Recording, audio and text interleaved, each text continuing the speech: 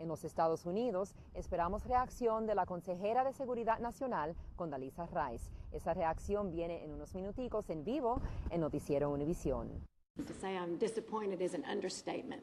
The bottom line here tonight is almost no one likes this plan, not even those who voted for it. Live at the Capitol, I'm Maria Alonso. This Monday morning, thank you for joining us. You'll join us again at 12 o'clock for Channel 2 News at noon. An earthquake in India is making headlines this morning. And next, the latest report on victims of that terrible disaster. Traffic is just beginning this morning. Let's go to now for a traffic check. There, and she's joining us now by telephone. Maria? Yes, I'm right here, and that is exactly what has just gone, and we are standing in pitch darkness. Things are getting very intense out here. We are being buffeted by 100-mile-per-hour winds. The rain is coming down in sheets, and part of I-10, which is the major interstate connecting this part of the Texas coast to Louisiana, has collapsed. The mayor tells us he expects as much as 90 to 95% of this area has been evacuated. Those who chose not to evacuate are pretty much on their own until after this hurricane makes landfall and passes over this area.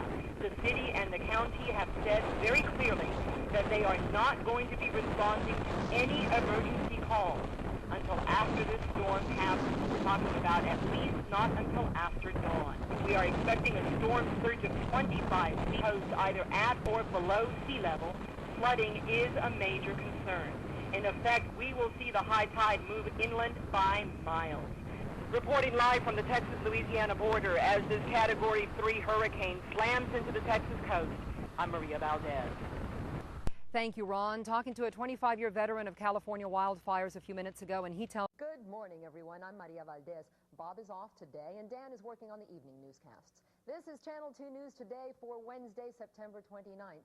Also this morning, an update and the Channel 2 lawyer has advice for selecting a family doctor. First, Dave Dixon is out on the back porch. Dave, the weather for today. Good morning, Maria. Good morning, everyone. If you live in East Harris County, no doubt you felt it, the explosion and fire that rocked the Crown Central Petroleum Company in Pasadena Tuesday. It injured 4 people, that explosion did. Channel 2's Jack Cato was there. It was just after 2 o'clock this afternoon. Channel 2 News. Houston police have arrested a high school dropout for the murder of a Pizza Hut delivery man. Police have charged 17-year-old Lamont Wilson with capital murder. Homicide, by the way, caught up with this suspect at Bentop Hospital, where he was being treated for a gunshot wound. Lamont Wilson is being held without bond this morning. Dave is next with the middle of the week forecast for you. Then Dominique will tell you how traffic is moving along on the freeways. And the Astros try to make things difficult for the Braves. Weather, sports, and traffic coming up next. Okay, Dave, a harvest moon at that for that full moon. So nice and romantic for us. The Astros beat the Braves in Atlanta last night, and they did it in home run fashion. Coming up next, Dave will be back with our regional travel forecast. And later in our newscast, Fort Bend County residents protest a landfill proposed for their area. At 6:28, a 25-minute drive. I like that. An explosion in Pasadena this morning, making headlines. The latest on 4 employees injured in that blast coming up.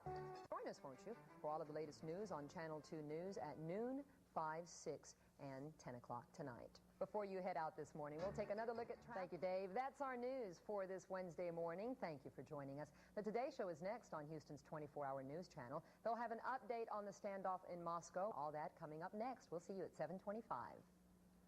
Yes, good morning. 110 children, women, and men remain holed up inside that cult compound, including the cult's leader, who told negotiators that the reason he and his followers have not yet surrendered is because he's received a message from God instructing him to wait.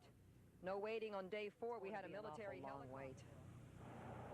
Shift change once again, bringing with it day 5 in the standoff between federal agents and fanatic cult members. Everyone's preparing for a long stay. Day 4 saw a military helicopter hover over the compound, armed personnel carriers adjusting their positions and tightening their noose around the perimeters. And for the first time in 3 days, top officials breaking their silence on what's going on inside the fortress and inside the mind of the cult leader. He says that he did not fulfill his promise to leave immediately with his followers because God told him to wait. Federal agents also began to share details behind last weekend's raid, the most revealing of which was the news that the ATF had infiltrated the cult in a 9-month investigation prior to Sunday's bloodbath. They had someone on the inside. They weren't talking to him. The commander says the ATF grossly underestimated the size and force of the group, armed even with automatic weapons capable of shooting down airplanes. I think also the ATF felt that if they put on their jackets that said ATF on the back of them, that the adversary would roll over when they got inside the compound. As we know, that was not the case. During the course of the standoff, 18 children have been allowed to leave the fortified complex. Still inside are 20 more children, 47 women, and 43 men. But that's not all. There are some bodies in the compound. The precise number, we do not know. Daybreak here on the horizon, and once again a very eerie silence, a very eerie stillness has swept over this entire ordeal. So where are we at with all this? We're back at square one, watching and waiting. Overnight activity at the cult compound seemed non-existent. If there was any kind of movement, it wasn't for us to see. Our night scope lens picked up only brief flashes of light coming from the compound. A sharp contrast to what took place the night before, when without warning, government vehicles of all types began retreating en masse, some carrying what clearly were civilians being taken from the cult compound. 6 hours earlier, the leader of the cult promised surrender in return for a radio broadcast of a pre-taped hour-long sermon. The tape was played, but surrender never came.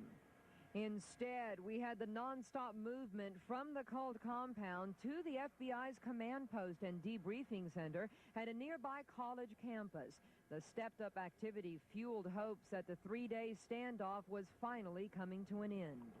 Early in the day, at least 6, possibly 8 children were released from the cult compound, and it is from some of those children where we first discovered that the death toll from Sunday's initial bloodbath was higher than first believed.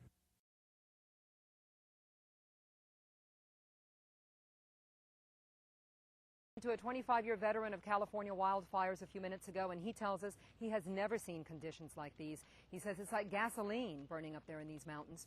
As it stands just above this tree line, one wildfire is already burning at such an intensity not usually seen until late August or September, and it's barely May. Evacuations are underway. The fires were set in air. Off today, and Dan is working on the evening newscasts. This is Channel 2 News Today for Wednesday, September 29th. Also this morning, an update from the standoff in Russia, and the Channel 2 lawyer has advice for selecting a family doctor. First, Dave Dixon is out on the back porch. Dave, the weather for today. Good morning, Maria. Good morning, everyone. If you live in East Harris County, no doubt you felt it, the explosion and fire that rocked the Crown Central Petroleum Company in Pasadena Tuesday. It injured 4 people, that explosion did. Channel 2's Jack Cato was there. It was just after 2 o'clock this afternoon. East Harris County, no doubt you felt it yesterday, the explosion and fire that rocked the Crown Central Petroleum Company in Pasadena. 4 people were injured. Channel 2's Jack Cato has the story. Sports this morning. The Astros beat the Braves in Atlanta last night, and they did it in home run fashion. 24-hour news channel. They'll have an update on the standoff in Moscow. That coming up next. We'll see you at 7:25. If it's true it takes darkness to appreciate the light, then it's only fitting that the sun shines brightly on Camp Star trails. Oh, here's a big old fat worm. You ready? Now hold it right down here. These are the faces among those pines that kiss the sky. Faces of children wise beyond their years. Not because they choose to be, but because life deemed it so. Most of these children have cancer, and chemotherapy is all they know. But for this week, that all changes. They enjoy a ritual of childhood, summer camp. We do activities. We have a good time. Yeah. We go swimming. I like arts and crafts. What about all the horseback riding and canoeing and things like that? Oh, yeah, that's fun. I really like canoeing.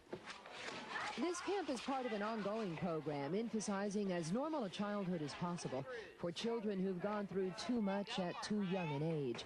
This boy's only 5 years old. He deserves a break, and here he and other children get it. Sometimes you might find something like... Two of the big favorites at any camp are nature study and fishing. Things are no different here. It's all part of a week these youngsters look forward to all year long. You get all excited and everything because you know you'll be away from the hospital and there's no needles and all that. These children return to the cancer clinic this weekend, but in those eyes you see hope. Hope that one day all the hurt will go away. Until then, they walk the same road, one step at a time, one day at a time, singing songs to lift themselves up when dreams leave them empty-handed. Maria Valdes, Channel